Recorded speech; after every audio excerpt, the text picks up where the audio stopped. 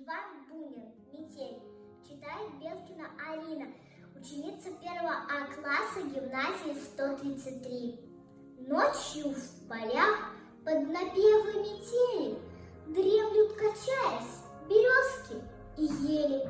Месяц меж тучек над полем сияет, бледная тень набегает и тает. Мнится мне ночью меж белых берез бродит в туманном сиянии мороз.